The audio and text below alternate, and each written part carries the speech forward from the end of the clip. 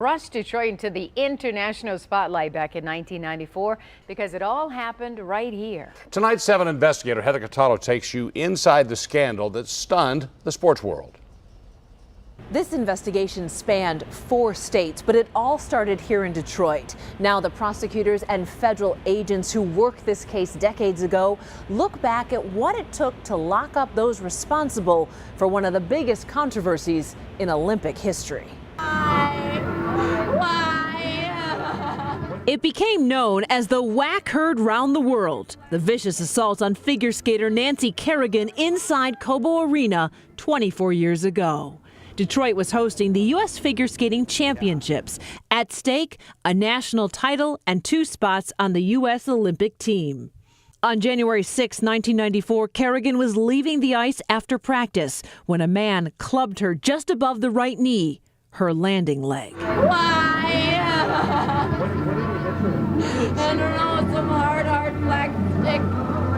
Something really hard. The next day, then Detroit Deputy Police Chief Benny Napoleon got a call from a woman who said at least 4 people were behind the attack, and he alerted the FBI. She indicated to me that she had been privy to a conversation regarding a planned assault on Nancy. Tanya Harding delivered her challenge, and it was enough for the national championship. With Kerrigan unable to compete, her main rival, Tanya Harding, took first at Nationals in Detroit. And suspicion quickly grew that the Portland-based skater was involved in the crime. Agents immediately went out and coordinated with Detroit police. Retired FBI Special Agent Andy Bartnoak returned to the scene of the crime at Cobo with us to talk about his days working on the Kerrigan attack. It was a tremendous effort by law enforcement who were really under the scrutiny. It was a constant media frenzy covering this case at the time, both here, both in Portland as well as nationally. When Harding and her ex-husband Jeff Gillooly returned home to Portland, they could not escape the cameras or law enforcement. We can't talk about the specifics. Sure. And, we're just as anxious to talk to you guys as you are to us, and there'll be more in a few days. Yeah, hopefully. How are you feeling right now? It's been a long week, but we're feeling okay. Within days, Gillooly, Harding's bodyguard Sean Eckhart, hitman Shane Stant, and getaway driver Derek Smith were all arrested, accused in the plot to injure Kerrigan. Their goal? To guarantee Harding a spot on the Olympic team. Harding later pleaded guilty to hindering the prosecution of the case, but always maintained she knew nothing of the attack before it happened until now.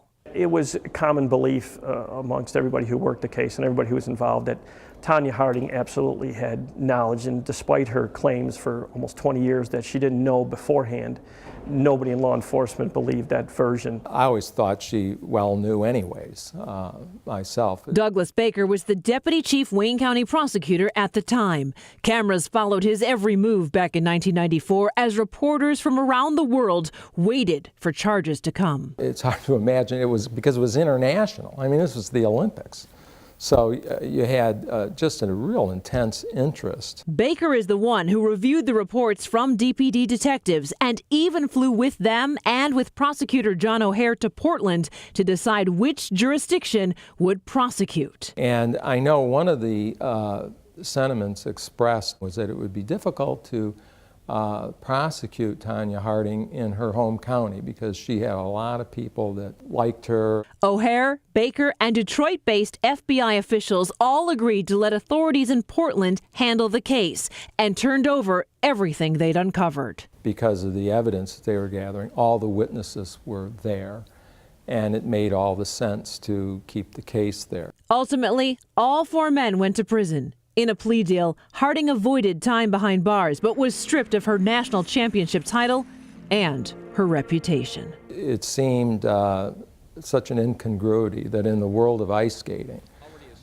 this kind of world, you had these players and this kind of crime being committed. You'll recall both Nancy Kerrigan and Tanya Harding were given spots on the Olympic team that year.